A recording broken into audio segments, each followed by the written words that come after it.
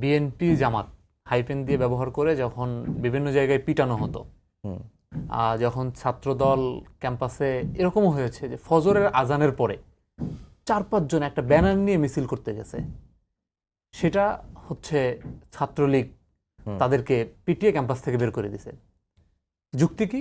যুক্তি হলো ছাত্রদল ক্যাম্পাসে নাশকতার পরিকল্পনা করছে, উস্কানিমূলক, মনে করেন জননেত্রী শেখ হাসিনাকে নিয়ে উস্কানিমূলক বক্তব্য দিয়েছে, বঙ্গবন্ধুকে নিয়ে মানহানিকর কথা বলেছে। এই কথা বলে এরকম হয়েছে যে হল থেকে ছাত্রদলের এক পদহীন কর্মীকেও পিটিয়ে বের করে দিয়েছে।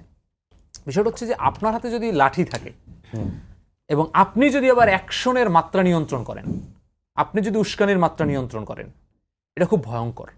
ভয়ঙ্কর হচ্ছে, মনে করেন আমি যদি বলি যে আজিজ ভাইয়ের কথা আমার কাছে খুবই উস্কানিমূলক মনে হয়েছে, এখন এই জন্য আমি তাকে মারবো, এই রাইট কি আমার আছে কিনা? নাম্বার 1। নাম্বার 2 হচ্ছে আজিজ ভাইয়ের কথার কয়েকটা লাইন আমি কোট করি যে তিনি যা বলেছেন তাতে তারে পিটা দিবে না তো কি করবে। 2 নম্বর লাইনটা হচ্ছে যে মারামারি হওয়ার গ্রাউন্ড তৈরি করবে কেন। হ্যাঁ, আমি 2টা লাইনকে যদি একটু আলাপ করি, সেটা হচ্ছে যে দেখেন, মনে করেন আমি ধরে নিচ্ছি যে বাংলাদেশের সবচেয়ে নিকৃষ্ট পলিটিশিয়ান বক্তব্য দেয় নাসিরউদ্দিন পাটোয়ারি। এটা নিয়ে, এটা মনে করেন আমি আলোচনার খাতিরে আমি এটা ধরে আলাপ করতেছি, এটা আপনি ধরে নিলেন। ধরে নেওয়ার পরে আপনি এখন সেটার সমালোচনা করলেন, তার বিরুদ্ধে আপনি মানহানি মামলা করলেন, তার বিরুদ্ধে আপনি সব কিছু করলেন, কিন্তু আপনি কোনো গ্রাউন্ডে আপনি তাকে আঘাত করতে পারেন কিনা, এটা হচ্ছে একটা, আপনার তো একটা বর্ডার লাইন থাকতে হবে।